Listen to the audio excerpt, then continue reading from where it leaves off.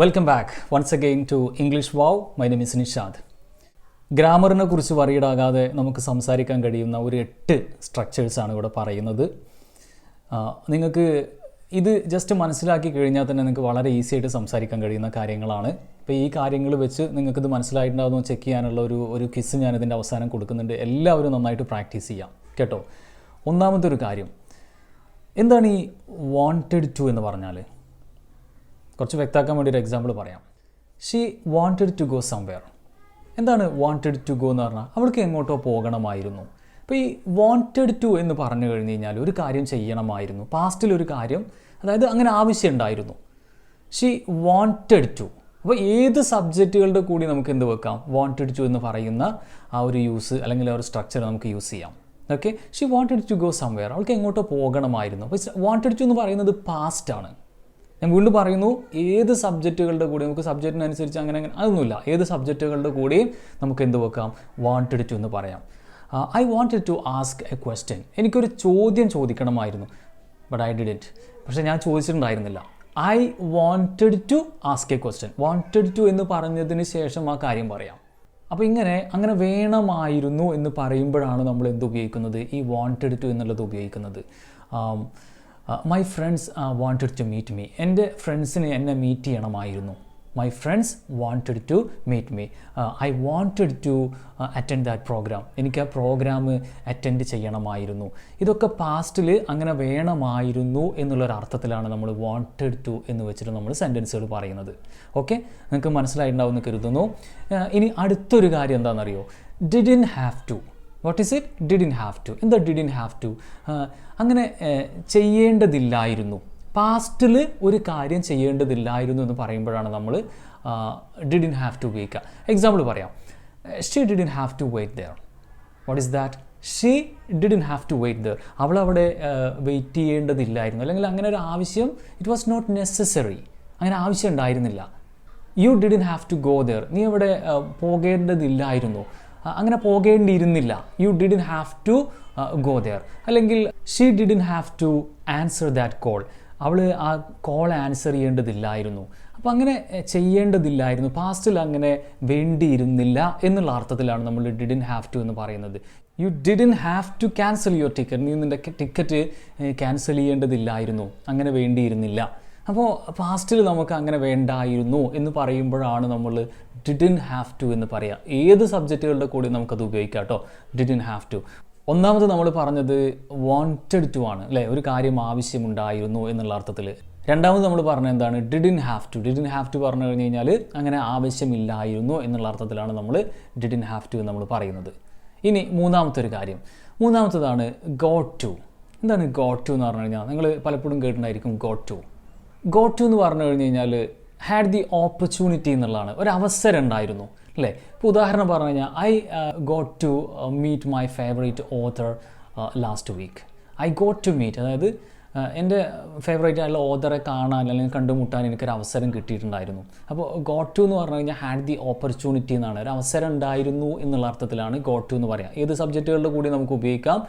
We got to visit the museum before it closed. What is that? We got to visit the museum before it closed. അതായത് museum close ചെയ്യുന്നതിന് മുൻപ് visit ചെയ്യാൻ അവസരം ഞങ്ങൾക്ക് കിട്ടിയിട്ടുണ്ടായിരുന്നു. അപ്പോൾ ഗോട്ട് ടു എന്ന് പറഞ്ഞു കഴിഞ്ഞാൽ എന്താണ്? ഹാഡ് ദി ഓപ്പർച്യൂണിറ്റി എന്നുള്ള അർത്ഥമാണ്. We got to visit the museum before it closed. They got to see the sunset from the mountain. They got to see the sunset from the mountain. അതായത് മൗണ്ടനിൽ നിന്ന് അവർക്ക് എന്താണ്?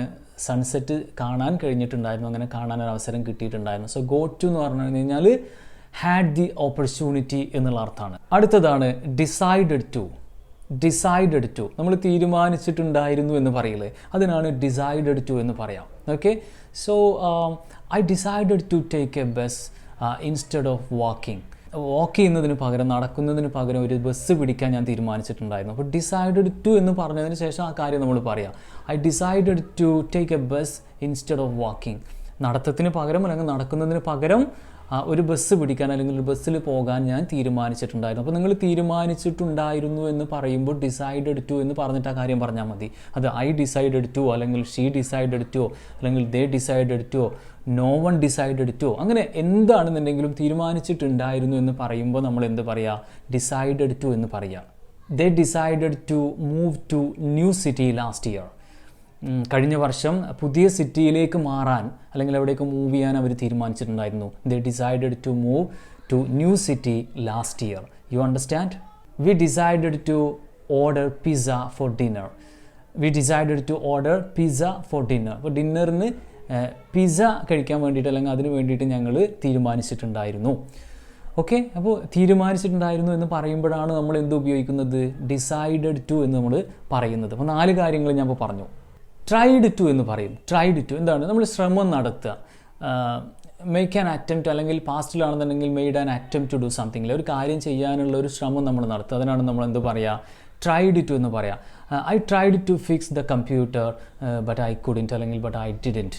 ഞാൻ കമ്പ്യൂട്ടർ ശരിയാക്കാനുള്ള ഒരു ശ്രമം നടത്തിയിട്ടുണ്ടായിരുന്നു. I tried to fix the computer but I didn't, അല്ലേ? ഐ ട്രൈഡ് ടു, ഒരു കാര്യം ചെയ്യാൻ നമ്മൾ ശ്രമിച്ചിട്ടുണ്ടായിരുന്നു. അപ്പോൾ ശ്രമിച്ചിട്ടുണ്ടായിരുന്നു എന്നുള്ളതാണ്, പാസ്റ്റാണ് കേട്ടോ. അപ്പോൾ നമ്മളിവിടെ പറയുന്ന കാര്യങ്ങളൊക്കെ പാസ്റ്റാണ്, മുൻപേ ഉള്ള ഒരു കാര്യത്തെക്കുറിച്ചാണ് നമ്മൾ പറയുന്നത്. അപ്പോൾ I tried to fix the computer എന്നാണ് പറയുന്നത്. അപ്പോൾ കമ്പ്യൂട്ടർ ശരിയാക്കാൻ ഞാൻ ശ്രമിച്ചിട്ടുണ്ടായിരുന്നു, പക്ഷേ ഐ ഡിഡൻറ്റ് ഡു ഇറ്റ്, അല്ലെങ്കിൽ ഐ കുഡിൻറ്റ് ഡു ഇറ്റ്, എനിക്കത് ചെയ്യാൻ കഴിഞ്ഞിട്ടുണ്ടായിരുന്നില്ല. അപ്പോൾ ട്രൈഡ് ടു എന്ന് പറഞ്ഞതാണ് പാസ്റ്റിൽ നമ്മൾ ശ്രമിച്ചിട്ടുണ്ടായിരുന്ന ഒരു അറ്റംപ്റ്റ് നടത്തിയിട്ടുണ്ടായിരുന്ന കാര്യത്തിനാണ് നമ്മൾ ട്രൈഡ് ടു വെച്ചിട്ട് നമ്മൾ സെൻറ്റൻസുകൾ പറയാം. She tried to bake a cake for the first time. She tried to bake a cake for the first time. അല്ലേ, ആദ്യമായിട്ട് അവളൊരു കേക്ക് ഉണ്ടാക്കാൻ ശ്രമിച്ചിട്ടുണ്ടായിരുന്നു. She tried to bake a cake for the first time. Tried to എന്താണ്? Bake. അപ്പോൾ tried to പറഞ്ഞതിന് ശേഷം ആ കാര്യം നമ്മൾ പറയാം. ശ്രമിച്ചിട്ടുണ്ടായിരുന്നു. എന്തിനാണ് ശ്രമിച്ചിട്ടുണ്ടായിരുന്നത്? ഒരു കേക്ക് ഉണ്ടാക്കാൻ വേണ്ടിയിട്ട് അവൾ ശ്രമിച്ചിട്ടുണ്ടായിരുന്നു. We tried to win the game but it was difficult. Game ജയിക്കാൻ ഞങ്ങൾ ശ്രമിച്ചിട്ടുണ്ടായിരുന്നു, പക്ഷേ അത് ബുദ്ധിമുട്ടായിരുന്നു. We tried to win the game but it was difficult. You understand? ഒരു കാര്യം ചെയ്യാൻ ശ്രമിച്ചിട്ടുണ്ടായിരുന്നു എന്ന് നമ്മൾ പറയുമ്പോഴാണ് എന്ത് ഉപയോഗിക്കുന്നത്? ട്രൈഡ് ടു എന്ന് നമ്മൾ പറയുന്നത്. What is it? Tried to. അടുത്തത് നമ്മൾ എപ്പോഴും നമുക്ക് ഉപയോഗിക്കേണ്ടി വരുന്ന ഒരു കാര്യമാണ് യൂസ്ഡ് ടു എന്നുള്ളത്. പാസ്റ്റിൽ മുൻപേ നമുക്ക് അങ്ങനത്തെ ഒരു ഹാബിറ്റ് ഉണ്ടായിരുന്നു, തുടരെ ഒരു കാര്യം ചെയ്യുന്ന ഒരു ശീലം ഉണ്ടായിരുന്നു. അങ്ങനെ ഒരു ശീലം ഉണ്ടായിരുന്നു എന്ന് നമ്മൾ പറയുമ്പോഴാണ് എന്ത് പറയുന്നത്? യൂസ്ഡ് ടു എന്ന് പറയുന്നത്. ഉദാഹരണം പറയാം. I used to play with my friends. ഞാൻ എൻ്റെ കൂട്ടുകാരുടെ കൂടെ കളിക്കാറുണ്ടായിരുന്നു. I use to play with my friends in my childhood. കുട്ടിക്കാലത്ത് ഞാൻ എൻ്റെ കൂട്ടുകാരുടെ കൂടെ കളിക്കാറുണ്ടായിരുന്നു. അപ്പോൾ യൂസ്ഡ് ടു എന്ന് പറഞ്ഞു കഴിഞ്ഞാൽ ഒരു കാര്യം ചെയ്യാറുണ്ടായിരുന്നു. പാസ്റ്റിൽ നമുക്കൊരു കാര്യം ചെയ്യുന്ന ഒരു ഹാബിറ്റ് ഉണ്ടായിരുന്നു. ആ ഹാബിറ്റിനെ കുറിച്ച് പറയുമ്പോഴാണ് നമ്മൾ യൂസ്ഡ് ടു എന്ന് പറയുക. യൂസ്ഡ് ടു എന്ന് പറഞ്ഞതിന് ശേഷം ആ കാര്യം പറയാം. അപ്പോൾ യൂസ്ഡ് ടു പ്ലേ എന്നാണ് പറഞ്ഞത്. I use to play with my friends in my childhood. കുട്ടിക്കാലത്ത് ഞാൻ എൻ്റെ കൂട്ടുകാരുടെ കൂടെ കളിക്കാറുണ്ടായിരുന്നു. They used to visit their grandparents every summer. എല്ലാ സമ്മറിലും അവർ എന്ത് ചെയ്യാറുണ്ടായിരുന്നു? അവരവരുടെ ഗ്രാൻഡ് പാരൻസിനെ വിസിറ്റ് ചെയ്യാറുണ്ടായിരുന്നു. They used to visit their grandparents every summer. അപ്പോൾ അത് അങ്ങനെ ആ ഒരു ആക്ഷൻ കുറേ കാലം തുടർന്നിട്ടുണ്ടായിരുന്നു. അപ്പോൾ അതൊരു ഹാബിറ്റ് ആയിരുന്നു ആ സമയത്ത്, അല്ലേ? പാസ്റ്റിൽ they used to visit their grandparents every summer. We used to watch cartoons together. ഞങ്ങൾ കാർട്ടൂൺസ് കാണാറുണ്ടായിരുന്നു. ഞങ്ങൾ ഒരുമിച്ച് കാർട്ടൂൺസ് കാണാറുണ്ടായിരുന്നു. We used to watch cartoons together. അപ്പോൾ അത് ആ കാർട്ടൂൺ കാണുക എന്നുള്ള സംഗതി കുറേ അങ്ങനെ ഒരു ഹാബിറ്റായിട്ട് തുടർന്നിട്ടുണ്ടായിരുന്നു. അപ്പോൾ നമ്മൾ മുൻപേ പതിവായി ചെയ്യാറുണ്ടായിരുന്ന ഒരു കാര്യത്തെക്കുറിച്ച് പറയുമ്പോഴാണ് എന്ത് പറയുന്നത്? യൂസ്ഡ് ടു എന്ന് നമ്മൾ പറയുന്നത്. ഇനി പാസ്റ്റിൽ ചെയ്യേണ്ടതുണ്ടായിരുന്നു എന്ന് പറയുമ്പോൾ നമുക്ക് അങ്ങനെ ഒരു ആവശ്യമുണ്ടായിരുന്നു, ചെയ്യേണ്ടതുണ്ടായിരുന്നു നമ്മൾ പറയുമ്പോൾ നമ്മൾ നേരത്തെ വാണ്ടഡ് ടു എന്ന് പറഞ്ഞ് അതിൻ്റെ വേറൊരു വേർഷനാണ് കേട്ടോ ഹാഡ് ടു എന്നുള്ളത്. ഇപ്പോൾ ഇവിടെ I had to finish my homework before dinner.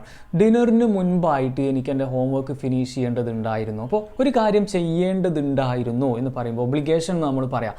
അപ്പോൾ പാസ്റ്റിൽ അങ്ങനെ ചെയ്യേണ്ടതുണ്ടായിരുന്നു എന്ന് പറയുമ്പോൾ, അതായത് അങ്ങനെ നമുക്കൊരു ആവശ്യം ഉണ്ടായിരുന്നു, കുറച്ച് നിർബന്ധമായിരുന്നു അങ്ങനെ ചെയ്യേണ്ട ഒരു കാര്യം. അപ്പോൾ I had to finish my homework before dinner. ഡിന്നറിന് മുൻപേ എനിക്ക് എൻ്റെ ഹോം വർക്ക് ഫിനിഷ് ചെയ്യേണ്ടതുണ്ടായിരുന്നു. പാസ്റ്റാണ് കേട്ടോ, ഹാഡ് ടു ഫിനിഷ്.